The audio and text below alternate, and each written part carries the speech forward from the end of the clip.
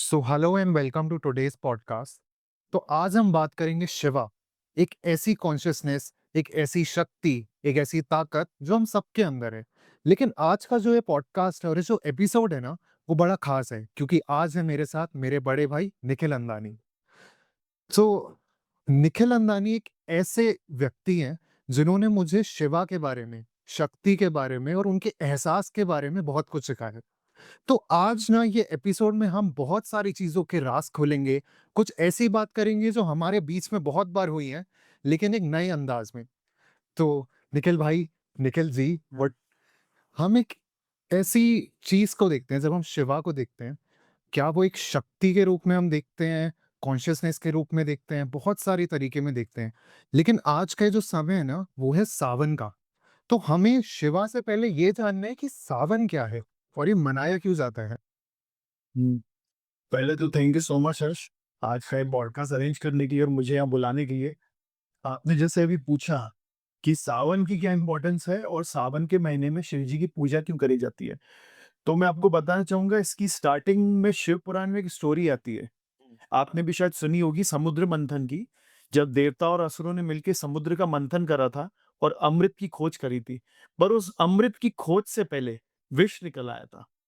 और वो विष इतना ज़्यादा ताकतवर था कि पूरे पूरे यूनिवर्स को, पूरे ब्रह्मांड को खत्म कर देना था। पर किसी में भी वो पावर नहीं थी, वो क्षमता नहीं थी कि उस विष को डाउन कर सके। तो उस मोमेंट पे महादेव आगे आए, उन्होंने वो विष को ग्रहण करा। जब उन्होंने वो विष को ग्रहण करा, तो उन्होंने अपने गले पे रोक दिया और उनका गला नीला पड़ गया, जिससे वो नीलकंठ कहलाए। इसी को देखते हुए देवताओं ने उनकी पूजा करना चालू करी और उन्हें कुछ ना कुछ जल अर्पित करा। हुँ। जैसे हम भी कुछ तीखा या गलत खा लेते हैं, तो हम पानी पीते हैं ना अपने आप को ठंडा करने के लिए, इससे ये जल चढ़ाया गया। यही सावन के सीज़न में इसका रिसेम्बलेंस आता है, ये बारिश का टाइम है, मानसून का टाइम है। जैसे मानसून जब आता है, तो बारिश धरती की सारी इम्प्योरिटीज़ क्लीन कर देती है। इसी बस। कारण शिव जी को ये जो महीना है बहुत प्रिय है, क्योंकि ये धरती की इम्प्योरिटीज क्लीन करने का टाइम है। इसी टाइम में शिव जी धरती पे आके रुकते हैं, ऐसा पुराणों और कथाओं में कहा गया है, और अपने भक्तों की बातें सुनते हैं, उनकी दोधाओं का हल करते हैं, उन्हें आशीर्वाद देते हैं इसी सावन के महीने में। इसी पीरियड में जब हम जल चढ़ाते हैं, दूध चढ़ाते हैं, शिव जी को प्रसन्न करते हैं, हुँ। इस कारण ही जैसे इम्प्योरिटीज हटती हैं, ऐसे ही वो जल वो इम्प्योरिटीज को हटाता है। ये पुराने तौर पे कहानी को सावन से रिसेम्बलेंस करा जाता है, पर हमारे देश की, हमारे वेदों की इतनी अच्छी क्वालिटी है कि सिर्फ कहानियों के दम पे कोई रीत-रिवाज नहीं बना। इन सब के पीछे कोई ना कोई साइंटिफिक एविडेंस या साइंटिफिक स्टोरी ज़रूर छुपी रहती है। इसका आप साइंटिफिक पहलू भी समझिए कि सावन क्यों मनाया जाता है, इसका क्या रेफरेंस है इसी महीने में करने का। देखिए, कहानी ये जो भी प्रथाएँ चालू हुई है कम से कम 500, 1000, 2000 साल पुरानी है। ये तब की प्रथाएँ हैं जब हमारे यहाँ पे रोड तक नहीं हुआ करते थे। तो रोड नहीं, ट्रांसपोर्ट नहीं, व्यापार नहीं, और इस बारिश के टाइम पे कोई हार्वेस्टिंग या खेत का भी कोई सीज़न नहीं रहता। इनफैक्ट इस बारिश के टाइम पे जब रथ नहीं चल सकते, बैलगाड़ी नहीं चल सकती, तो युद्ध भी नहीं होते थे। राजा आपस में लड़ाई भी नहीं करते थे किसी बात को लेके कि ये सावन का टाइम निकल जाए। ये सावन मतलब अलग-अलग सीज़न, जैसे इंडिया के अलग-अलग सीज़न्स हैं। तो ये टाइम निकल जाए उसके बाद हम युद्ध करेंगे। उस टाइम की पब्लिक क्या करे, कैसे करे? पब्लिक को अच्छे काम में एंगेज करना है और उनसे एक मतलब पौराणिक कथाओं से ऊपर एक ऐसा रिसेम्बलेंस निकालना है कि वो किसी काम में एंगेज होके नेगेटिविटी से भी दूर रहें। क्या होता है जब बारिश की बूंदें धरती को छूती हैं, आजकल की तेज भागती ज़िंदगी में आप इस चीज़ का आपको एहसास नहीं हुआ होगा क्योंकि एआई और मोबाइल का ज़माना है। पर उस ज़माने में जब पूरा काम, व्यापार और चीज़ें रुक जाएँ बारिश के कारण, तो ये बारिश की बूंदों की एक वो है, आपने फ़ील करा होगा, जब क्लाउड्स आ जाते हैं, सन को छुपा देते हैं, तो सन की एनर्जी भी अर्थ पे आना कम हो जाती है। इस कम एनर्जी के कारण आदमी बहुत लेज़ी हो जाता है। एनर्जी कम, लेज़ीनेस बढ़ गए, और जब मिट्टी भी को भी छूता है ये जल, तो आस-पास ऐसा ही माहौल होता है कि आदमी के काम करने का मन नहीं करता। अब बेस्ट काम उसके लिए क्या है, जब दूसरा नहीं कर सकता? तो बेस्ट मार्ग होता है भक्ति का मार्ग। इस समय तभी शिव जी के आपने देखा होगा जो सावन में काँवड़ यात्राएँ करते हैं, जो जल लेके आते हैं नदियों से और शिवलिंग पे जाके दूर-दूर के मंदिरों में चलाते हैं, भजन कीर्तन करते हैं, मंत्र करते हैं, पाठ करते हैं, जल अभिषेक करते हैं, रुद्र अभिषेक करते हैं, तो ये आदमी को एंगेज करने के लिए। कि वो लेज़ीनेस की जगह किसी न किसी कार्य में रहे। और मेरा पर्सनली मानना है सावन के 1 महीने पे 30-40 डेज़ अगर आप सीरियसली एंगेज हो इन चीज़ों में, तो ये आपका चार्जर के क तरह काम करेगा पूरे थ्रू आउट 1 ईयर। हुँ। ये 1 मंथ आपकी बैलेंस लाइफ़स्टाइल, आपकी बैलेंस साइकोलॉजी, आपकी बैलेंस्ड हैबिट आपको आने वाले 11 मंथ्स तक हेल्प करेगी। तो जैसा कि आपने कहा जी। कि शिवलिंग पे हम जल चढ़ाते हैं, हम पूजा करते हैं, पर मेरा ये मानना और ये जानना भी ज़रूरी है कि शिवा एक डेटी है, हमारी कॉन्शसनेस है कि वो एनर्जी है जिससे हम सब बने। क्योंकि अगर हम वही नहीं जान पाए आज तक, तो हम पूजा किस चीज़ की कर रहे हैं? बिल्कुल सही। मैंने कई बार देखा है मतलब बहुत मेजॉरिटी देखा है, जो भी आम पब्लिक है, वो शिव जी के जो रिसेम्बलेंस है, जैसे वो दिखते हैं, जितना उन्हें जाना है आज तक टीवी सीरियल्स में देख के, लोगों से सुन के, सिर्फ़ उतने ही शिव को मान के उनकी पूजा कर पाते हैं। पर मैं आपको बता दूँ, शिव इन सबसे बढ़कर हैं। पहले तो मैं बहुत अपनी व्यूअर्स को भी क्लियर करना चाहूँगा, जो शिव हैं और शंकर हैं, दोनों अलग हैं। टाइम के चलते-चलते इनको एक कर दिया। शंकर जो हैं, वो हैं जो आप बात कर रहे हो डेटी मतलब एक भगवान, एक देवता। हुँ। और जो शिव हैं, वो एक चेतना है। शिवत्व एक लेवल है, किसी भी आदमी के अपने बेसिक अटायर से ऊपर उठ के पहुँचने का। शिवत्व एक लेवल है। शिवत्व एक लेवल है, किसी भी बेसिक आदमी के अपने अटायर से ऊपर पहुँचने का। तो इनमें आप फ़र्क समझें, शिव एक देवता तो हैं ही, क्योंकि आप उनको पढ़ते हैं, सुनते हैं, देखते हैं, मंदिरों में देखते हैं, कहानियाँ सुनते हैं, टीवीज़ में देखते हैं कि उनने गले में सर्प पहना हुआ है, सर से गंधधारा निकल रही है, त्रिनेत्र है, भस्म लगाए हुए हैं, रुद्राक्ष पहने हुए हैं, कैलाश पे बैठते हैं, तो वो भगवान तो हैं ही। इन सारे रिसेम्बल से वो हिंदुइज़्म के बहुत बड़े तीनों ट्रिनिटी के पार्ट हैं, ब्रह्मा, विष्णु, महेश। तो उसके भी पार्ट हैं। तो इससे डेटी तो बने। फिर आपका क्वेश्चन है कि वो एनर्जी, एनर्जी कैसे है? एनर्जी आप समझिए शिव ही वो ड्राइविंग फोर्स हैं, जिससे एंटायर यूनिवर्स वर्क कर रही है। जो अलग-अलग एनर्जीज़ हैं, ग्रेविटेशनल फोर्स जो आप पढ़ते हैं कि ग्रेविटी के फोर्स से ये प्लैनेट्स रोटेट कर रहे हैं। सन की एनर्जी से, सनलाइट से प्लांट्स को खाना मिल रहा है और अर्थ पे लाइफ चल रही है। ये जितनी एनर्जीज़ के फॉर्म है, इसके पीछे जो ताकत है, वो शिव ही है। एक कॉस्मिक प्रिंसिपल, एक सुपर कॉस्मिक प्रिंसिपल है, इस पूरे एंटायर यूनिवर्स को चलने का, वो शिव है। वो एनर्जी का ही फॉर्म है। तीसरी चीज़ वो कॉन्शियसनेस, कॉन्शियसनेस मतलब चेतना। चेतना कैसे है? क्योंकि रियलिटी में जो शिव हैं, वो फॉर्मलेस हैं, उनका कोई फॉर्म नहीं। हमने शिव की एक भगवान होने की, शंकर होने की तो बात करी, उनको एक फॉर्म तो दिया, पर रियल में शिवत्व कोई फॉर्म, कोई डेटी नहीं है, उनका कोई फॉर्म ही नहीं है। जगत गुरु शंकराचार्य ने उन्हें मेंशन करा है कि ना वो मन है, ना बुद्धि, ना चित्त, ना अहंकार, न जिव्या, न नयन, न नासिका, न कर्णद्वार, न चलता, न रुकता, न कहता, न सुनता। इसके बाद भी जगत चेतना हूँ, अनादि अनंता। हुँ। वो कुछ नहीं है, कुछ नहीं। ना उनका फॉर्म है, ना वो किसी चीज़ में, उसके बाद भी कण-कण में। इसीलिए उन्हें कॉन्शियसनेस मतलब जगत चेतना कहा गया है, जिससे पूरा जगत चल रहा है। इसके अकॉर्डिंग वो तीनों हैं। जब हम शिव को देखते हैं, हुँ, जैसा आपने कहा कि वो फॉर्मलेस है, हाँ, लेकिन जब हम उन्हें डेटी के रूप में हाँ, देखते हैं, तो जी, वो भस्म लगाए हुए हैं, हाँ, रुद्राक्ष पहने हुए हैं, हाँ, टाइगर स्किन पहने हुए हैं। हाँ, पर आज के ज़माने में जो यूथ है, हुँ, उन्हें इन सब का मतलब नहीं पता कि हर एक चीज़ रिप्रेज़ेंट क्या कर रही है, यूथ को क्या दिखा रही है। क्योंकि ये सारी चीज़ें हमारे लिए बनी गई हैं। बिल्कुल। पर हम जब बात करें, जैसे टाइगर स्किन कोई ले, तो हम ये क्यों देखते हैं? वो क्यों ऐसा टाइगर स्किन पहनते हैं या उनका क्यों ऐसा वेश है या रूप है? आपने बहुत अच्छी चीज़ पूछी।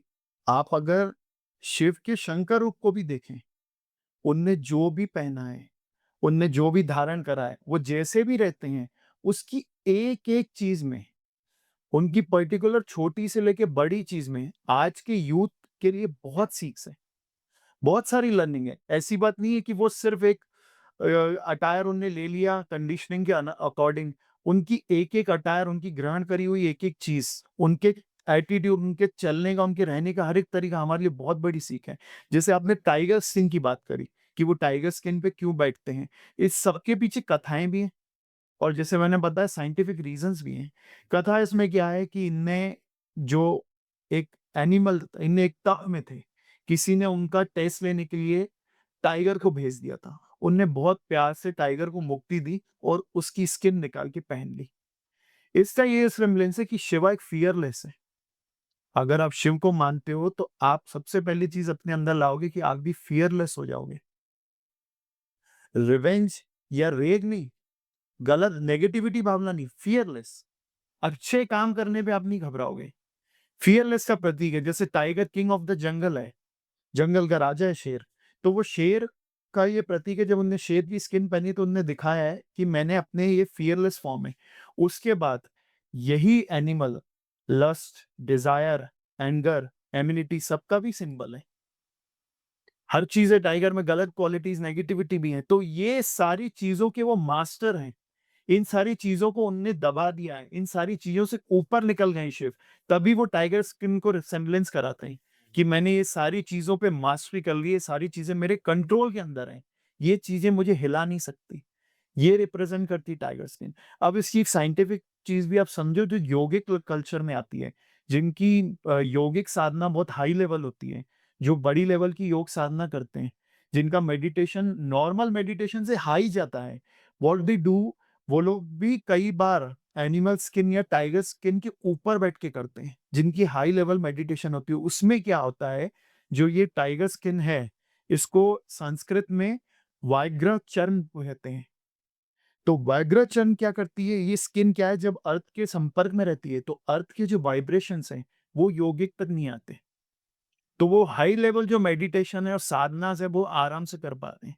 ये स्किन्स क्या है, रोक के रखती हैं अर्थ के वाइब्रेशंस को, उनके मेडिटेशन में अफेक्ट नहीं करती। इसीलिए ये रिसेम्बलेंस है। टाइगर स्किन पे उनको हमेशा पहने और बैठे दिखाया है। ये तो बात हुई टाइगर स्किन की, लेकिन साथ ही साथ जैसे कि हमने कहा यूथ को कुछ भी नहीं पता है कि बाकी चीज़ें भी क्या रिज़ेम्बल करती है, हाँ, such as the snake that he हाँ, कैरीज़, हाँ, द ऐश और जो भस्म उनके ऊपर लगी हुई है। हाँ। तो वो किस चीज़ के बारे में है? वो हमें क्या सीख भी देती है और वो क्या रिज़ेम्बल भी करती है? देखिए, आपने देखा होगा वो पहने रहते हैं, वो कोई नॉर्मल स्नेक नहीं है, वो किंग कोबरा है। किंग कोबरा का क्या फन रहता है। तो जब आप नॉर्मल स्नेक को देखेंगे वो ऐसे चलते हैं और उसको कोबरा को आप देखेंगे तो उसे किंग क्यों बोला गया है? क्योंकि उसके पास अलग क्वालिटी है फन जैसी। तो जो उसकी अलग क्वालिटी है वो उसकी ईगो का रिसेम्बलेंस है, ईगो की प्रतीक है कि ऐसा फन है मेरे पास तभी मेरा नाम कोबरा नहीं किंग कोबरा है। और वो ये दिखाते हैं शिव जी कि मैं ऐसी ईगो को अपने गले में लपेट के चलता हूँ। जिसे तुम लोग ईगो समझते हो, जिसे तुम अपनी शान समझते हो, उसे तो मैं अपने गले पे लपेट के चलता हूँ। वही मैंने बताया कि कुछ रिसेम्बलेंस कहानियों से हैं और कुछ साइंटिफिक हैं, कुछ यौगिक हैं, कुछ रीज़न्स हैं अलग-अलग। ये क्या है, स्टोरी इसमें कैसी आती है कि आपने पुरानी कुछ पिक्चर्स में देखा होगा। आजकल की पिक्चर्स में तो एनिमल यूज़ नहीं है। आपने देखा होगा पिक्चर्स में कई बार स्नेक निकलता है, तो लोग ऐसे स्टैच्यू होके खड़े हो जाते हैं। स्टैच्यू कि यार वो स्नेक आ रहा है तो हम स्टैच्यू हो जाते हैं। पता है आप क्यों करते हैं? क्योंकि स्नेक ऐसे फ़ील करता है कि मैं स्टोन से निकल गया। आप हल्का सा भी निकलोगे तो स्नेक डस लेगा। आप मोमेंट कैच करके स्नेक आपको वाइब्रेशन। डस लेगा, तो लोग ऐसे स्टैच्यू होके खड़े हो जाते हैं। तो शिव जी क्या है, स्टार्टिंग से ही इतनी ज़्यादा पेनिंस था, इतना ज़्यादा मेडिटेट करते थे कि वो ऐसे स्टिल हो गए थे जैसे रॉक। इतना टाइम अगर कोई तप करे, जिसमें ईयर्स का, टाइम का, दिन का, रात का, मौसम का असर ही खत्म हो जाए। आप एकदम ऐसे हो जाओ जैसे स्टोन, आपको किसी चीज़ का कोई फ़र्क नहीं पड़ रहा, आप स्टोन की तरह हो जाओ। जब वो स्टोन की तरह सदियों तक तप करे, एक योगी की तरह अनंत तप करे, तो एक स्नेक निकला। स्नेक निकला और चलते-चलते उनके गले में राउंड करके बैठ गया, कि उसको लगा ये स्टोन है। उसको फ़ील नहीं हुआ कि कोई ये ऐसा मूवेबल ऑब्जेक्ट है। उस स्नेक को लगा ये स्टोन है। तो वो स्नेक जो यहाँ है, वो उनके तप को भी शो करता है। योगिक लॉजिक में स्नेक यहाँ होना उनका शो कर रहा है कि वो कितने बड़े योगी हैं। हाँ। और योगिक लॉजिक में, योगिक पद्धति में कुंडलिनी शक्ति को स्नेक से रिप्रेजेंट करा गया है। आपने कभी पिक्चर्स देखे हो तो कुंडलिनी शक्ति जो है वो पीछे से ऐसे स्नेक की तरह निकलती है। तो वो उनका स्नेक अपने गले में रखना ये बात का भी रिसेम्बलेंस है कि उनने कुंडलिनी शक्ति की मास्टरी कर ली है। वो हाईएस्ट फॉर्म ऑफ योगी हैं, योगी क्या योगस्थ हैं, तभी वो स्नेक लेके चलते हैं। बाकी जो वो भस्म अपने शरीर पे लगाते हैं, अपने जगह-जगह भस्म लगाए रखते हैं, तो भस्म इस बात का प्रतीक है कि सब कुछ एट द एंड ऐश हो जाना है, भस्म हो जाना है। ये माया, ये जगत, ये चीज़ें सब एक दिन भस्म हो जाना है। तो वो एंड का डिस्ट्रक्शन के देवता हैं, तो वो डिस्ट्रक्शन के प्रतीक में वो एशेस लगाए रखते हैं। जैसे ही लोगों को मैसेज जाए, लोग समझ पाएँ कि किस चीज़ के लिए आप लड़ रहे हो, किस चीज़ के लिए परेशान हो। तो ये तो बात हुई उनकी अपीयरेंस की। उनकी अपीयरेंस में एक और चीज़ है, रुद्राक्ष। हाँ, रुद्राक्ष तो एक ऐसी चीज़ है जो आजकल हर यूथ कैरी करने लगा है। हाँ, बट उसका रीज़न ही नहीं पता उन्हें कि पहनना क्यों है। हाँ, कुछ बोलते हैं कि उनमें एनर्जी है, हाँ, कुछ बोलते हैं कि लाइफ सुधर जाती है, हाँ, कुछ बोलते हैं कि भगवान शिव खुद हमारे साथ है रुद्राक्ष हाँ, के फॉर्म में। हाँ। पर उसका रिज़ेम्बलेंस क्या है? वो चीज़ क्या है? भगवान शिव क्या है, रुद्राक्ष इसलिए पहनते थे, जो आप रुद्राक्ष वर्ड से समझेंगे, रुद्र और अक्ष। जो रुद्र हैं मतलब वो शिव, रुद्र भगवान शिव का ही दूसरा नाम है। और अक्ष का मीनिंग होता है संस्कृत में आईज़ या टीयर्स। तो शिव की आईज़ या शिव के टीयर्स। इसमें एक स्टोरी आती है पुराणों में कि शिव जी जब बहुत मेडिटेट साधना में बैठे हुए थे और जो उन्हें हज़ारों साल साधना में बैठे थे, तो वो जगत को देखते थे, फ़ील करते थे, ऑब्ज़र्व करते थे। तो एक बार साधना में उनने जब ऑब्ज़र्व करा कि लोग कितने परेशान हैं, उनकी लाइफ़ में कितनी प्रॉब्लम्स हैं, क्यों इतने दर्द झेल रहे हैं, क्यों इतने दुःख हैं उनको, क्या-क्या तकलीफ़ हैं। तो उससे उनके एक भाव भाव आया उनके मन में, एक सॉरो आया, एक फ़ील आया, एक पेन आया। तो उस पेन में उनकी बंद आँखों में उनकी आँख से आँसू निकल आए। हुँ। और जब आँसू निकल के धरती पे गिरे, तो जैसे ही उनने सॉइल को टच करा, धरती को टच करा, तो उनके आँसू बीज में कन्वर्ट हो गए, सीड बनकर। तभी जो अब अभी रुद्राक्ष दिखते हैं, वो लिटरली एक सीड है। ओके। वो सीड है, वो बीटल्स हैं, उसी की माला बना के खुद महादेव भी पहनते थे और उनके भक्त भी पहनते। तो वो रुद्र के अक्ष हैं, मतलब एक रुद्र के ही फॉर्म में हो गए, शिव के फॉर्म में हो गए, तभी लोग ऐसा डिपेक्ट करते हैं कि उससे हमारी ऑरा क्लीन हो सकती है, हमारे को एनर्जीज़ मिलती है और इसी के साथ भगवान शिव हमारे साथ है क्योंकि वो उनके ही पार्ट है। रुद्राक्ष शीट्स उन्हीं के शिव के ही पार्ट है। ओके। और पर हम जब शिव की एज़ अ डेटी बात करें, हाँ, हमने उनके अपीयरेंस की बात करी। एक चीज़ आपने उठाई थी कि सावन शुरू हुआ था, तो ये समुद्र मंथन हुआ था। हाँ, और समुद्र मंथन में हम बचपन से सुनते आ रहे हैं कि शिव एक नीलकंठ हैं। हाँ, अ, उनने पॉइज़न विष रखा पिया, हुआ हाँ, है, सही विष कहा। पिया हुआ है, उनके हाँ, गले में है। हाँ, बट ऐसा कैसे पॉसिबल है इन अ लिटरल वर्ल्ड ऑफ हाँ, टुडे हाँ, कि वो नीचे ही नहीं जाए, वो हाँ, होल्ड करें, पर हाँ, वो होल्ड कर क्या रहे हैं एट द हाँ, एंड? हाँ, हाँ। तो वो क्या है? देखिए, जैसे मैंने पहले बताया समुद्र मंथन की कथा में सबसे पहले अमृत से पहले हलाहल विष निकल आया। हुँ। जो विष निकला था उसका नाम है हलाहल। उस हलाहल विष को महादेव ने अपने कंठ में रोक के रख दिया। इसका क्या रिसेम्बलेंस है, हमारी लाइफ में भी इसका बहुत अच्छा एग्ज़ाम्पल अपन सेट कर सकते हैं। जो आप विष को देखेंगे, जय कई बार अपन बोलते हैं ना कि यार ये चीज़ तो बिल्कुल ज़हर है। हुँ। ये इससे मेरी लाइफ ज़हर हो गई। हम लोग ये एब्रिविएशन की तरह यूज़ करते हैं। तो ज़हर हमेशा हेट्रेड फॉर्म में देखा जाता है। नेगेटिविटी का रिसेम्बलेंस देता है कि नेगेटिव चीज़ है, ज़हर है। तो शिव ने उस ज़हर को एक्सेप्ट करा, पर ऐसा एक्सेप्ट करा कि उन्होंने लोगों को, मतलब वो विष ऐसा था कि देवताओं को खत्म, जगत को खत्म, यूनिवर्स को खत्म, सबको खत्म कर रहा था। ऐसे हलाहल विष को शिव ने एक्सेप्ट कर दिया और लोगों को बचा लिया। पर उन्होंने एक्सेप्ट ऐसा करा कि उनने दूसरों को तो बचाया, पर खुद को भी हार्म नहीं होने दिया। हुँ। उन्होंने अपने कंठ में रोक लिया, तभी वो नीलकंठ कहलाए। अपने अंदर नेगेटिविटी भी नहीं आने दी और दूसरों को भी बचा लिया। आज की लाइफ से हम कैसे रिसेंबल कर सकते हैं? कोई भी फैक्ट होती है, कोई भी बात होती है, हम क्या करते हैं कि हम उसमें कैसे करते हैं, लोगों पे अपनी नेगेटिविटी इनडायरेक्टली डाल देते हैं। लोगों की कोई नेगेटिव बात को हम अपने अंदर भी ले लेते हैं, एब्ज़ॉर्ब कर लेते हैं, बुरा मान जाते हैं और लोगों को भी नेगेटिव बोल देते हैं। कंठ में विष को रोकने का ये रिसेम्बलेंस है कि आप लोगों की नेगेटिविटी अपने रिलेशनशिप की, अपने लाइफ़स्टाइल की, अपनी चीज़ों की नेगेटिविटी, लोगों की बातों को आप अपने अंदर ले लो, पर ऐसे ले लो कि आप डिटैच्ड रहो, हुँ, उस पे अटैच नहीं हो। शिव ने उसको पूरा अंदर नहीं ग्रहण कर लिया हुँ, हुँ। कि उनने अपने शरीर को बिगाड़ दिया। उन्होंने लिया तो पर अपने कंठ में रोक लिया, तो उससे ये रिसेम्बलेंस होता है कि उनने नेगेटिविटी लेके अपने पास तक रोक ली, मतलब डिटैच रहे उससे। उसको अपनी लाइफ में इंटरफेयर नहीं करने दिया नेगेटिविटी को, जैसे हम कर लेते हैं दूसरों की बात पे बुरा मान के। उनने अपनी लाइफ नहीं खराब होने दी, पर लोगों को भी बचा लिया। इससे बहुत ये साइकोलॉजिकल इफ़ेक्ट आता है नीलकंठ को। अब उनने रोका कैसे? एक कथा में तो ये आता है जैसे उनने जैसे ही विष पिया, तो माता पार्वती ने आके यहाँ पे होल्ड कर लिया, हुँ। उनको रोक दिया, तो विष यहाँ पे रुक गया। और एक रिसेम्बलेंस ये भी है कि वो एक बहुत बड़े महायोगी हैं। योगी कुछ भी कर सकते हैं। ये बहुत बड़ी बात नहीं कि विष को लेके अपने कंठ में रोक देना। हुँ। एक परम योगी के लिए जो एक प्योर कॉन्शियसनेस है, मतलब परम शिव हैं, उनके लिए कोई बहुत बड़ी बात नहीं विष को अपने कंठ पे रोक लेनी। तब ये बोथ द साइड्स इसकी स्टोरीज़ का रिसेम्बलेंस आता है। शिवा की ना एक ख़ास बात है, वो अपने साथ एक ख़ास चीज़ लेके चलते हैं, जो है उनका त्रिशूल, जो उनके साथी की तरह है।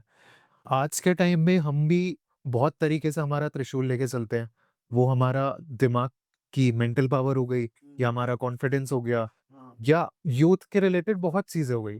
लेकिन असली में शिवा के त्रिशूल का रिज़ेम्बलेंस क्या है? वो 3 स्पाइक्स क्या बताते हैं एट द सेम टाइम और त्रिशूल एज़ अ पावर है, एज़ अ वेपन है, एज़ अ साथी है, क्या है वो?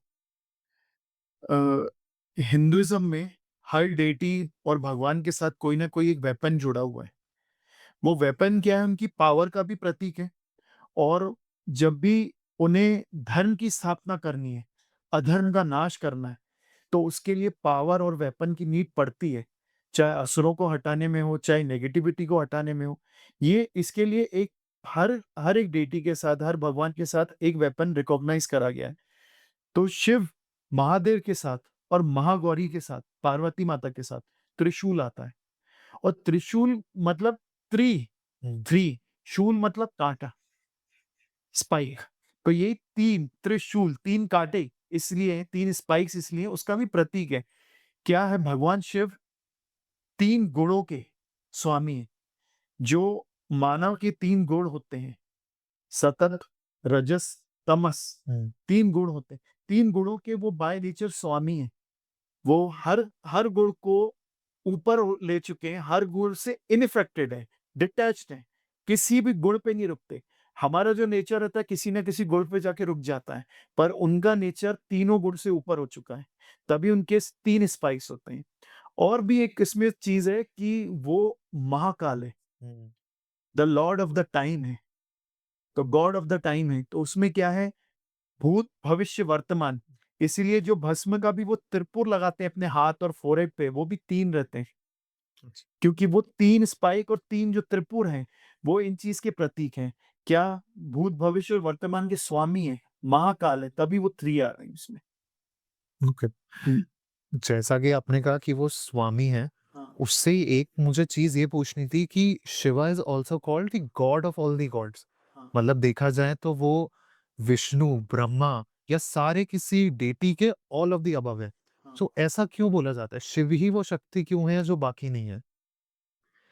इसमें इससे रिसेम्बलेंस में मैं आपको शिव पुराण की कहानी बताता हूँ। एक बार क्या हुआ, एक एनर्जी और लाइट का लिंक प्रेज़ेंट हुआ, हुँ, बहुत बड़ा। वो उसकी ना ओर दिख रहा था ना छोर, ना उसका एंड दिख पा रहे थे ना स्टार्टिंग।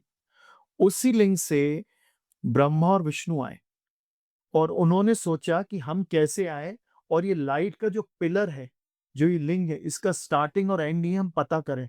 तो ब्रह्मा जी क्या है, एक स्वयं का रूप लेके, हंस का रूप लेके जाते हैं, उनका पता करने कि इसकी स्टार्टिंग क्या है और विष्णु जी बोर का रूप लेके जाते हैं नीचे, उसका एंड पता करने। तो दोनों बहुत सदियों तक, वर्षों तक, इतने कि अनंत वर्षों तक जाते हैं पर उनको ना और मिलता है ना छोर। तो वो वापस आते हैं तो उनको उसमें से ही, उस लिंग में से ही महादेव प्रकट होते हैं। वो वहाँ से प्रकट होते हैं तो वो बताते हैं कि आप इस लिंग में से ही प्रकट आए हैं और मैं भी इस लिंग का प्रतीक हूँ। इसलिए वो ही ब्रह्मा और विष्णु ही उन्हें देवों के देव महादेव डिक्लेयर करते हैं। और यही इसी से त्रिमूर्ति चाल्यू भी हुँ, कि ब्रह्मा क्रिएटर बनेंगे, विष्णु प्रिजर्वर बनेंगे और शिव खुद डिस्ट्रॉयर बनेंगे। अच्छा। हुँ, पर कहीं न कहीं ऐसा भी बोला जाता है, जैसे आपने बताया कि Shiva was the origin hmm. Of all the 3 deities of all the 3 things. हाँ, शिव पुराण के। शिव पुराण के अकॉर्डिंग। हाँ। पर शिवा तो शक्ति के भी साथ हुए थे ना प्रकट। जी, जी, तो जी। Why Shiva is called the first feminist god, और ये शक्ति और शिवा का क्या रूप है आपस में? मैंने पहले भी बताया कि शिव जो है, वो चेतना है हुँ, और शक्ति जो है, वो ड्राइविंग फोर्स है। तो शिव और शक्ति हमेशा एक साथ, अलग नहीं, चाहे नाम लो या ना लो। और उन्हें फेमिनिस्ट गॉड इसलिए कहा जाता है क्योंकि आपने एक रूप सुना होगा शिव जी का अर्धनारीश्वर, जिसमें वो हाफ मैन है और हाफ वुमन। आधे शिव हैं, आधी शक्ति। हुँ, ये वो बताना चाहते हैं कि अपनी कल्चर में, अपनी सोसाइटी में कोई भी पार्ट चाहे मस्कुलाइन हो या फेमिनाइन हो, कोई भी ऊपर या नीचे नहीं। हुँ, कई बार आपने डिबेट्स में और आस-पास आपने देखा होगा, कई समझते हैं कि मर्दों की इम्पोर्टेंस ज़्यादा है, कोई बोलते नहीं औरतों की इम्पोर्टेंस ज़्यादा है। रियल में अर्धनारीश्वर रूप शिवा का ये हमें दिखाता है कि बैलेंस फॉर्म इस सोसाइटी, इस कल्चर के लिए इम्पोर्टेंट है, ना कि किसी एक का डोमिनेंस। हुँ। तो अर्धनारीश्वर से उनका ये माना जाता है, प्रतीक है कि शिव रूप है पुरुष के और शक्ति रूप में प्रकृति की। अच्छा। शिव और शक्ति दोनों अलग नहीं हो सकते। जैसे पुरुष और प्रकृति एक दूसरे के बिना नहीं चल सकती। हुँ, प्रकृति के बिना पुरुष नहीं चल सकता और पुरुष के बिना प्रकृति का भी कोई अस्तित्व नहीं। इसलिए कहा जाता है कि जब शिव में शक्ति जुड़ी, तब वो शिवा है। और अगर ये शिव से शक्ति निकल जाए, शिव से शक्ति का ई निकल जाए, तो क्या बचेगा? शव। हुँ। इसलिए कहते हैं शक्ति के बिना तो शिव भी शव ही था। Driving force. जब हम शक्ति की बात करते हैं, तो एक सबसे शक्तिशाली अस्त्र है सुदर्शन चक्र। हाँ, तो वो जो एक चीज़ है, वो जो एक वेपन है, क्या वो शिवा ने दिया था कृष्णा को, कि उसकी क्या ओरिजिन स्टोरी है? क्योंकि हमें एग्ज़ैक्टली तो वो कृष्णा के पास दिखता है, हाँ, लेकिन उस चीज़ का बैक स्टोरी क्या है? हाँ। भगवान कृष्ण से पहले ये वेपन विष्णु जी के पास है, क्योंकि कृष्ण विष्णु के ही पूर्ण अवतार है, तभी उनके पास भी सुदर्शन चक्र है। ये स्टोरी आती है शिव पुराण से ही। एक बार जब चारों तरफ अधर्म बढ़ता जा रहा था, और मैंने आपको पहले भी बताया डेटीज के पास वेपन जो होता है वो अधर्म के नाश के लिए होता है और धर्म की स्थापना के लिए होता है। तो विष्णु भगवान के पास कोई भी ऐसा पावरफुल अस्त्र नहीं था। हुँ, तो उन्हें भी इच्छा थी कि उनके पास एक पावरफुल अस्त्र हो जिससे वो धर्म की स्थापना कर पाए और असुरों का नाश कर पाए। तो इसके लिए उन्हें भगवान शिव को खुश करने के लिए तप चालू करा और उन्होंने घोर तप करी और उनने एक टारगेट बनाया कि मैं रोज 1000 कमल के फूल भगवान शिव को अर्पित करूंगा। जब फाइनल डे आया उनके तप का, तो भगवान शिव ने एक लीला रखी कि वो 1000 कमल के फूल से उनने एक कमल का फूल हटा दिया। तो जैसे ही विष्णु भगवान अर्पित कर रहे थे कमल के फूल, आखिरी कमल का फूल कम पड़ गया। और फिर तो ये कमल का फूल जैसे ही कम पड़ा, तो विष्णु भगवान ने अपनी एक आंख निकाल दी, क्योंकि उन्हें कमल नयनम बोलते हैं। उनकी हुँ। आंखों को कमल जैसे उनकी आंखें हैं, कमल के फूल जैसे, तभी उनको कमल नयनम बोलते हैं। इसलिए उन्होंने एक अपनी आंख निकाल के शिव को अर्पित करी। इस बात से शिव बहुत कंपैशन में आ गए और तुरंत उनने विष्णु भगवान को दर्शन दिए और उन्हें वरदान स्वरूप सुदर्शन चक्र दिया, हुँ। जो उन्हें धर्म की स्थापना और असुरों के विनाश में हेल्प को। इसलिए उन्हें शक्ति अस्त्र दिया। अगर हम अस्त्र की बात करें और आज के समय में बात करें, तो हमारा सबसे बड़ा अस्त्र और शस्त्र है न्यूक्लियर वेपन। जो आज के टाइम में वर्ल्ड वॉर की बातें होती हैं, जो इतने वॉर्स हुए हैं हमारे, हाँ। और कहीं न कहीं देखे जाए तो अब जो वॉर होगा वो एक प्रलय होगा। हम्म। तो क्या जो शुरू में प्रलय आता था, क्या जो अब आएगा, उसमें शिवा द डिस्ट्रॉयर का ही हाथ है? हाँ, या how it is gonna be? हाँ। पहले आप प्रलय को समझें, आज की भाषा में, आज की लैंग्वेज में प्रलय को कहा जाएगा कॉस्मिक डिल्यूशन। हुँ, जैसे एक थ्योरी है कि यूनिवर्स एक्सपेंड करता जा रहा है और एक दिन ये अपने आप में ही वापस डिसॉल्व हो जाएगा। सारे प्लैनेट, सारी गैलेक्सी अपने आप में ही वापस डिसॉल्व हो जाएगा। तो Shiva is a God of destruction, पर ये डिस्ट्रक्शन नेगेटिव नहीं है। ये डिस्ट्रक्शन ट्रांसफॉर्मेशन का है, फॉर अ चेंज का है। जब एक कल्प बीतेगा, हिंदू माइथोलॉजी में अलग-अलग डेटलाइन्स और टाइमलाइन्स होती हैं। जो सबसे ऊपर होती है वो कल्प होती है। जब एक कल्प बीतेगा, तो शिवा अपना कॉस्मिक ना डांस करेंगे, जिसे तांडव कहा जाता है। हाँ। वो तांडव से प्रलय आएगा।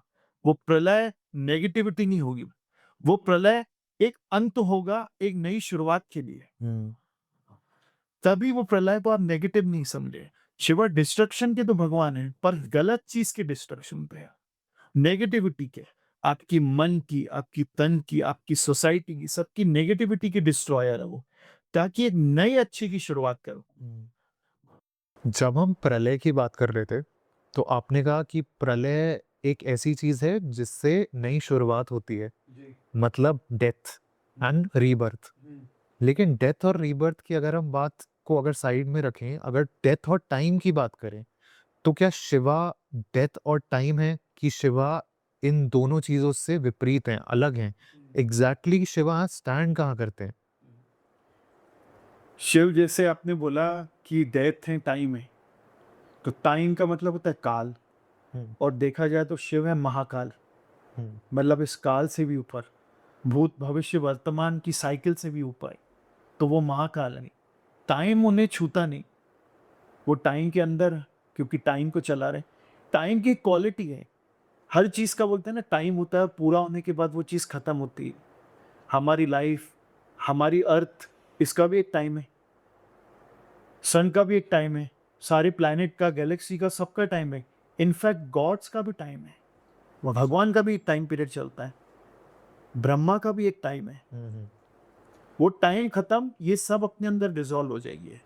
तो शिव महाकाल है, वो काल के अंदर है, काल के ऊपर है, हम्म, काल उनसे ही चलता है। और फिर आपने बात करी डेथ, मतलब मृत्यु, तो शिव का एक नाम है मृत्युंजय, हम्म, मतलब कॉन्करर ऑफ द डेथ। वो डेथ के भी स्वामी हैं। आपने कहानी सुनी होगी मार्कंडेय ऋषि की, कि कैसे उनने यम को रोक के, यमराज को रोक के मार्कंडेय को अभयदान दिया था। तभी शिव को कालांतर भी कहा जाता है, हम्म, कि वो काल को रोक सकते, डेथ को रोक सकते। अब शिव को ऐसा भी तो समझा जाता है कि वो प्योर कॉन्शियसनेस है, परम शिव है, परम ब्रह्म है। हम्म, और ब्रह्म जो होता है, वो टाइम और डेथ के पार हो जाता है, उसके सामने ये साइकिल्स चलती रहती है, पर वो प्योर कॉन्शियसनेस उसके अंदर नहीं जाता, उससे छुआ नहीं जाता, वो पूरा डिटैच्ड है, इन सब के बियॉन्ड है। जैसे हमने अभी प्रलय की भी बात करी थी, हम्म, तो प्रलय करते शिव हैं, जगत सर्चक प्रलय करता, सत्यम शिवम सुंदरा, वो प्रलय करते तो हैं, पर इन सबसे डिटैच रहते हैं। प्रलय उनको हार्म नहीं कर सकता, एंड उनका नहीं हो सकता, वो इस साइकिल में नहीं आ सकते। साइकिल के अंदर भी रहते हैं, साइकिल चलाते भी हैं, पर उसके बियॉन्ड भी हैं। हम्म। तो वो टाइम भी है, डेथ भी है, और इसके बियॉन्ड भी है, दोनों हैं। ओके, आपने एक चीज बताई मृत्युंजय की। हाँ। तो हमने जैसे शुरू से महामृत्युंजय मंत्र सुना है, हमें बोला जाता है कि मंत्रों का जाप करने से, स्पेशली जो ये मृत्युंजय मंत्र है, हमारा कर्मा डिसॉल्व होता है, सारी चीजें। लेकिन मंत्र का एक साउंड है, तो शिवा और साउंड का क्या कनेक्शन है आपस में? How it is making a difference in people's life as well? आपने ये चीज समझी होगी, और साइंटिफिकली भी प्रूव्ड है, कि जितनी भी सृष्टि में चीजें बनती हैं, वो वाइब्रेशन से ही है। हम्म, हमारी गैलेक्सीज बनना, स्टार बनना, यूनिवर्स बनना, अर्थ बनना, ये सब वाइब्रेशंस का रिजल्ट है। वेव्स लेंथ पे ये चीजें काउंट होती है। हम्म, तो शिव को क्या है, नाद राजा भी कहा जाता है। नाद मतलब साउंड, तो नाद के भी राजा हैं वो, हाँ, the lord of the sound भी है। उनका जो डमरू है, उसकी मृदंग से, उसके वाइब्रेशन से, ये वेद, ये संस्कृत के शब्द, ये ग्रामर, ये चीजें, ये अक्षर सब निकले, अच्छा, वही उन्हीं की नाद से ये सब निकला। तभी शिव को साउंड से भी रिफ्लेक्ट करा जाता है, रिलेट करा जाता है, उन्हें समझा जाता है कि ये नाद से इनकी सारी चीजों का, सृष्टि का संचालन हम्म, हुआ। ठीक है। पर कहीं ना कहीं हम देखें कि जैसे सृष्टि बनी है, सारी चीज़ें आपस में बनी हैं, उन सारी चीज़ों में सबसे बड़ा हाथ बोला जाता है योग का है। योगा से बनी है। योग करोगे तो जीवन सही जाएगा, बॉडी सही रहेगी, सृष्टि सही चलेगी। शिवा और योगा भी आपस में जुड़े हैं, जैसा हम आदि योगी कहते हैं। तो शिवा और योगा का क्या मेल है? कैसे वो काम करते हैं? और हमारा क्या बेनिफिट है आज के टाइम में उसमें? एक योगिक कल्चर की कहानी, जब शिव तप कर रहे थे, आदि योगी के फॉर्म में जब तप कर रहे थे, तो हजारों साल तक वो तप में बैठे रहे और उनके पास 7 ऋषि आके बैठ गए। सप्तऋषि। जो आगे चल के सप्तऋषि बनता, अच्छा। पहले वो 7 ऋषि, 7 स्टूडेंट आके बैठ गया। उन्हें शिव ने सबसे पहले योग साधना और योगिक कल्चर के बारे में बताया। तब वो जाके 7 ऋषि सप्तऋषि बन गए, जिन्हें दुनिया में अलग अलग दिशाओं में जाके सभ्यताएं चालू करी। आप ऐसे समझिएगा, योग का मतलब क्या है? जैसे आपने हिंदी में सुना हुआ है, मैथ्स की चीजों को क्या बोलते हैं? एडिशन को योग बोलते हैं, सब्सट्रैक्शन को घटाना बोलते हैं, मल्टीप्लिकेशन को गुणा बोलते हैं, डिवाइड को भाग बोलते हैं। तो एडिशन को जब आप योग बोलते हैं, योग का मतलब यूनियन। जो आप योगा पोजेस देखते हैं आजकल, वो एक योग का पार्ट है और बहुत छोटा पार्ट है। योग का मतलब सिर्फ ये योगा की पोजेस करना नहीं होता है, एक्सरसाइजेस नहीं होता है। योग मीन्स यूनाइट करना, मन को आत्मा से, शरीर को प्रकृति से। जब शरीर और आत्मा का मिलन होता है, जब हमारी कॉन्शियसनेस और प्योर कॉन्शियसनेस हाईएस्ट कॉन्शियसनेस के जाके मिल जाती है, तो उसे योग कहा जाता है।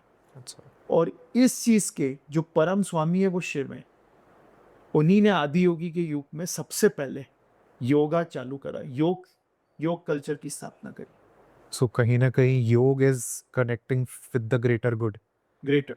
The universe itself. आपने जैसे बात की कि शिवा ने सप्तऋषिस को आगे नॉलेज पास करी। हाँ, अब ऐसे ही जैसा आपने शुरू में बताया कि ब्रह्मा जी थे, विष्णु जी थे, हाँ, उन्होंने तप किया, हम्म, क्रिया की और शिव जी को प्रसन्न किया। तुमने वरदान दिया, हाँ, मतलब नॉलेज पास करी या कुछ गिफ्ट दिया एक तरीके से हाँ, आज के समय में देखा जाए। हाँ, लेकिन शिवा ने सिर्फ इन हेवनली बॉडीज़ या डेटीज़ को नहीं दिया है, उन्होंने असुर को भी दिया है। हाँ, असुरास को भी दिया है ये सारी चीज़ें।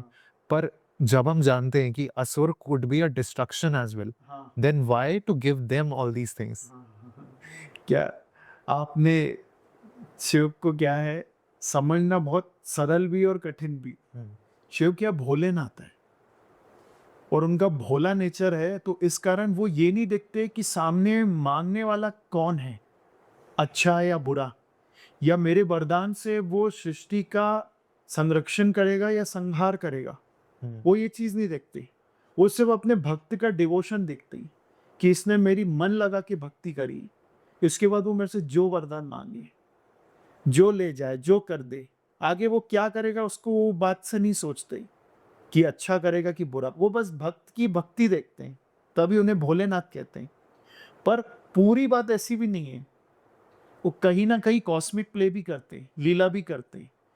आपने अगर पुरानी जितनी भी स्टोरी सुनी होगी कि जिसने भी भगवान शिव से वरदान पाए, तब करके उनसे वरदान प्राप्त करे, उसमें उनने जितने बड़े से बड़े वरदान मांग लिए हों, पर अल्टीमेटली वो वरदान उनके डिस्ट्रक्शन का ही कारण बने, क्योंकि शिव है डिस्ट्रक्शन के देवता। चाहे आप रावण का एग्जाम्पल ले रहे हैं, रावण ने अनंत भक्ति, अनंत डिवोशन दिया भगवान शिव को, और महादेव से उनने हर टाइप के अस्त्र, हर टाइप के वरदान मांगी, पर अल्टीमेटली क्या हुआ? वो सारी चीजें खुद रावण के ही डिस्ट्रक्शन का कारण बनी। ऐसे ही स्टोरी आती है भस्मासुर की। उनने भगवान शिव से वरदान मांग लिया कि मैं किसी के ऊपर भी हाथ रखूं वो भस्म हो जाए, और वो शिव के पीछे ही फिर दौड़ पड़े उन्हें भस्म करने के लिए। तो भगवान विष्णु मोहिनी रूप में आके उसे चेस करते हैं और भस्मासुर का हाथ खुद उसके ही हाथ पे रखवा, सर पे रखवा देते हैं, तो उससे भस्मासुर भी भस्म हो जाता है। तो अल्टीमेटली क्या हुआ? डिस्ट्रक्शन। वो वरदान उसी के डिस्ट्रक्शन का कारण बन गया।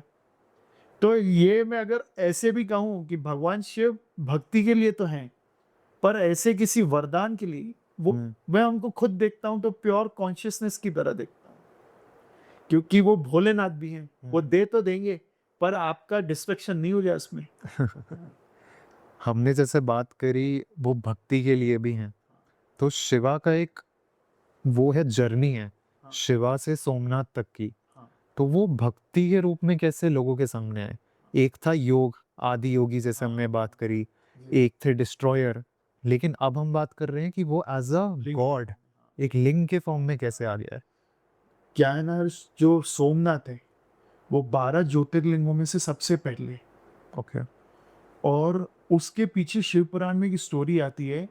आप समझिएगा, जो सोम है, सोम का अर्थ होता है मून, हुँ, चंद्र, हुँ, और सोम का अर्थ होता है अमृत भी। जैसे आपने सोम रस सुना होगा, मतलब वो सोम रस अमृत पान होता है। तो सोम एक शीतलता का प्रतीक है, जैसे चांद शीतलता का प्रतीक है, अमृत शीतलता का प्रतीक है, ऐसे ही सोम भी शीतलता का। तो सोमनाथ मतलब शीतलता के देवता, ठंडक के देवता, कामनेस के, अच्छा। रुद्र के, रुद्र रूपनी कामनेस के देवता है। तो एक शिव पुराण में स्टोरी आती है कि जो चंद्र हैं, वो दक्ष प्रजापति की 27 पुत्रियों से शादी करते हैं। वो 27 पुत्रियां नक्षत्र हैं, जो अलग अलग हुँ, राशियां मनाते नक्षत्र हैं। उनने 27 पुत्रियों से शादी करी, पर वो सबसे ज्यादा प्रेम एक ही से करते थे, वो थी रोहिणी। हुँ, रोहिणी नक्षत्र आपने सुना होगा। तो रोहिणी से अधिक प्रेम करने के कारण दक्ष प्रजापति चंद्र को श्राप दे देते हैं, और उस श्राप के कारण उससे वो पीड़ा हो जाती है जिससे वो ब्लैक पड़ जाते हैं। अपनी शीतलता, अपनी सुंदरता, अपनी कामनेस, अपनी चंचलता सब चंद्र खो देते हैं। अब इस दक्ष के श्राप को पार करने के लिए वो समुद्र के तट पे शिवलिंग बना के भगवान शिव की पूजा करते हैं।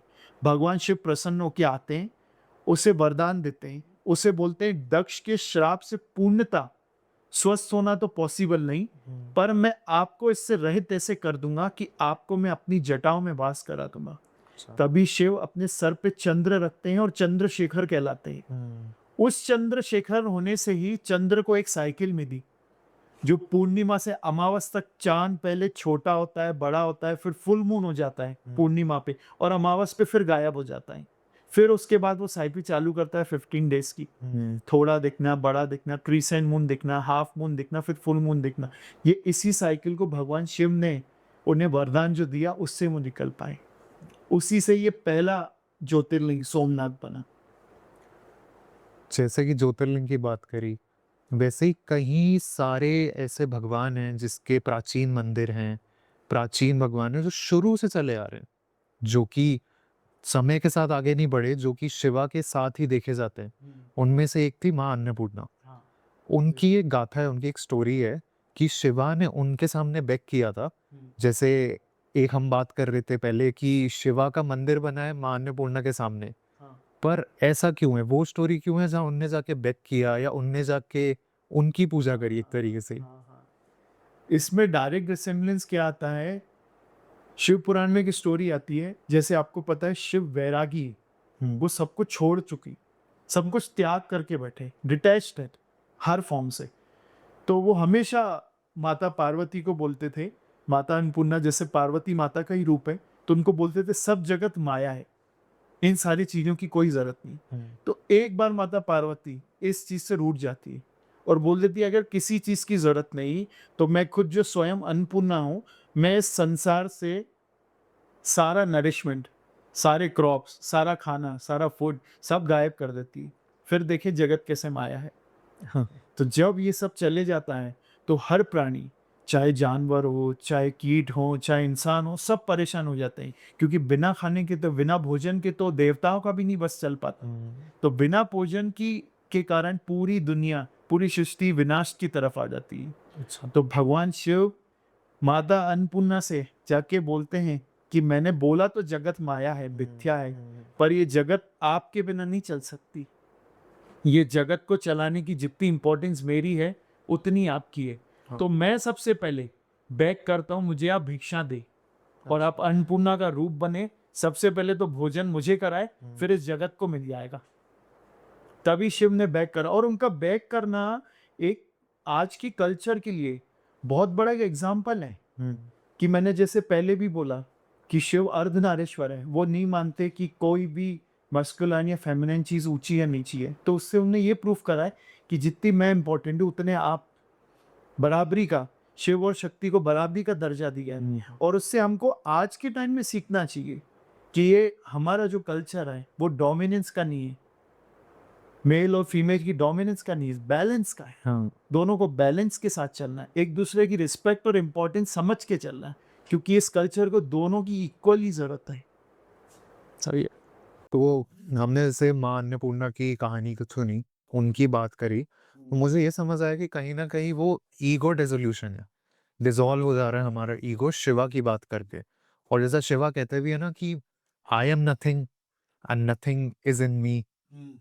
और that nothingness in Shiva, Shiva की ईगो की बात हो, दुनिया की चीज़ों की बात हो, माया की बात हो, शिवा के अंदर वो कुछ नहीं है, लेकिन शिवा के अंदर सब है भी। He is everything yet nothing. तो आज के समय में ये नथिंगनेस क्या है और शिवा के रूप में क्या है? हुँ। उनका खुद को कुछ नहीं कहना या नथिंग कहना, इस बात का रिसेम्बलेंस है, देखो वो वैरागी है। उनने सब चीज़ों का त्याग करके रखा है और इस स्टेट इस फॉर्म पे है जहाँ पे प्योर कॉन्शसनेस सिर्फ़ चलती है।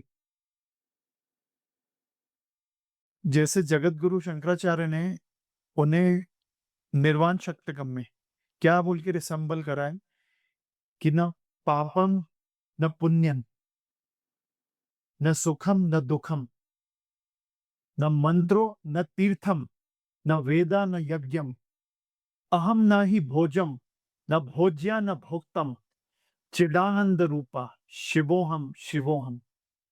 यही शिवोहम का क्या मतलब निकलता है कि वो ऐसी चैतन्य शक्ति है जो सारे जगत को चला रही है पर डिटैच्ड है, जगत की हर चीज से डिटैच्ड है। हुँ, वैराग होने का ये मतलब भी नहीं आपने सब कुछ त्याग करके जंगल में बैठ के तप करने लगे।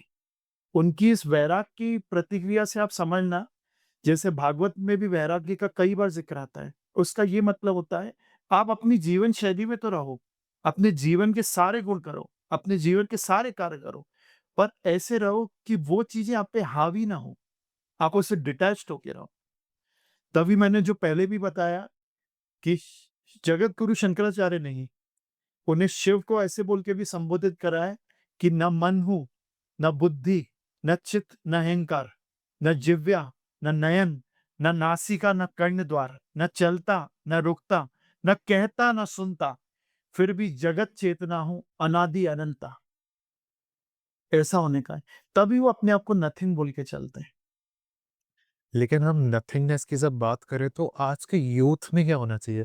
मतलब फॉर एग्ज़ाम्पल कि ऐसी कौन-सी चीज़ है जो आज के यूथ को नहीं फॉलो करनी चाहिए? What is that one thing that they should not do? The nothingness part in them. इससे मैं यही कहूँगा कि आप अपना हर काम करो। आपको लाइफ जैसे फ्लो से जीनी है वैसे तो। शिव भी ऐसे ही चलते हैं। Where to flow from where to flow from to whom to flow आप चलने दो लाइफ को, जैसा भी आपको चल रहा है। शिव भी यही कहते हैं आप चलने दो लाइफ को धारा की तरह। पर उसमें ऐसा नहीं जाओ कि आप उससे अपना अटैचमेंट बना लो। मन का स्वभाव होना ज़रूरी है, मन का लगाव होना भी ज़रूरी है। पर उस वो चीज़ आपके मन पे हावी करके आपको नहीं बिगाड़े। हुँ। ऐसे आप लाइफ में रहते हुए भी वैराग फॉलो करो। लाइफ में रहो पर उससे इतना डिटैच रहो कि किसी को पता ही नहीं चले। तो ये तो हमने बात करी लोगों के लिए कि शिवा एक फ्लो की तरह चीज़ें बताते हैं। शिवा की फॉलोइंग करनी चाहिए ताकि बहुत सारी चीज़ें लाइफ में सिंपल भी रहती है, हाँ। हमें कॉन्फिडेंस भी रहता है। लेकिन आपके लिए शिवा क्या है? वो शिवा का क्या रूप है? हाँ। शिवा की कोई चीज़ है या शिवा की कोई लर्निंग है, जिसे आप फॉलो करते हो और आपके लिए वो क्या मान्यता रखती है? मैं तो बहुत सारी चीज़ों से बहुत यंग एज से शिवा से अट्रैक्ट हुआ था और हमारे हिंदुइज़्म में जो टीचिंग्स हैं, जो पहली माइथोलॉजी की फ़ॉलो-अप्स हैं, जो हमारी कहानियाँ हैं, जो हमारे पूजा का कल्चर है, पहला अट्रैक्शन इसी से आता है। पर शिवा को पढ़ते, समझते और आगे बढ़ते-बढ़ते मैं समझ गया कि शिवा इन सारे रूप से ऊपर है। शिवा हमेशा टीच करते हैं गो विद द फ्लो। कभी रुकावट नहीं करते। Go with the flow. Hmm, life भी जियो, चीज़ भी करो, आपको जैसे चलना है करो। पर जैसे मैंने पहले बताया, ऐसे अटैच्ड होके चलो कि आप डिटैच्ड ही रहो। ऐसे अटैच्ड होके चलो लाइफ से। बहुत गंभीरता से लाइफ जियो, कोई चिंता नहीं, पर अपना कैरेक्टर मत छोड़ो। बहुत उसमें खूब खूब लाइफ जियो, बहुत दिल से जियो, पर ऐसे जिस अटैच्ड होके जियो कि आप डिटैच्ड ही रहो, वैराग ही रहो। उनकी हर रूप, उनकी हर बार, हर चीज़ में लर्निंग है। उनका फॉर्म, उनकी चीज़ें, जैसे उनके लिए कहा जाता है कि मैं विभत्स हूँ, हुँ, विभोर हूँ, हाँ, समाधि में चूर हूँ, घनघोर अंधेरा ओढ़ के मैं जनजीवन से दूर हूँ। शमशान में हूँ नाचता, मैं मृत्यु का गुरूर हूँ। मैं शिव हूँ, मैं शिव हूँ, मैं शिव हूँ। तो ये जो उनकी बात है, ये जो उनका फ्लो है, ये जो उनका करिश्मा है, ये बहुत अट्रैक्ट करा। फिर उनको धीरे-धीरे डीप में समझना चालू करा। उनकी चेतना की भाव को समझना चालू करा। मेरे को पर्सनल लाइफ में इन चीज़ों ने इतना इम्पैक्ट करा। मुझसे मैंने उनसे सबसे बड़ी चीज़ यही सीखी कि ईगो, एंगर, रेजेस को सबसे पहले खत्म करो। अपनी लाइफ में ये सारी चीज़ों को खत्म करो। शिव से प्रार्थना करो, तो ये प्रार्थना करो कि पीस दो अस्तित्व मेरा और कर दो चूरा-चूरा। शून्य होने दो मुझे और होने दो पूरा-पूरा। मतलब हमें जितना भी अपना एटीट्यूड है, मैं ये हूँ, मैं वो हूँ, मैं ऐसा हूँ, मैं वैसा हूँ, मैं ये काम कर सकता हूँ, मैं वो काम कर सकता हूँ। शिव वो देवता है जो सबसे पहले आपके इस एटीट्यूड को, आपके इस अस्तित्व के गर्व को सबसे पहले पीस के ज़ीरो कर देंगे। और आप ये समझो ये वो शून्य है, ये वो ज़ीरो है जो आपको पूर्ण बनाएगा। आप एक नए निखिल, एक नए हर्ष की पहचान कर पाओगे। वो दरवाज़ा, वो द्वार, वो दिशाशील है। अभी तक जो आप अपने आप को समझते चल रहे हो, जब तक उसको आप ज़ीरो नहीं करेंगे, तब तक आप अपने नए मी को नहीं पहचान पाओगे।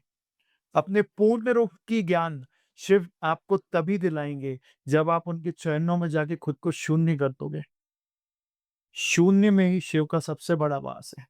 तभी शून्य का रिसेम्बलेंस, शांति का रिसेम्बलेंस, स्टिलनेस का रिसेम्बलेंस शिव से करा जाता है। हमने जब शिव की दिशा की बात करी अभी, तो ऐसी कौन-सी दिशा है या ऐसी कौन-सी चीज़ है जो आप आज के समय में या आज की हमारी पूरे ये जो पॉडकास्ट हुआ है, ये जो एपिसोड हुआ है, इनमें हमने 100 चीज़ों की बात करी, अलग-अलग चीज़ें जानी, पर ऐसी कौन-सी दिशा है जो आप हमारे व्यूअर्स को या हमारे आज के यूथ को देना चाहोगे जो शिवा से रिज़ेम्बल करती है और जो उनकी लाइफ़ में कुछ मीनिंग भी बने? देखिए, जैसे कुछ दिनों में सावन आने वाला है। खूब पूजा अर्चना होगी भगवान शिव की।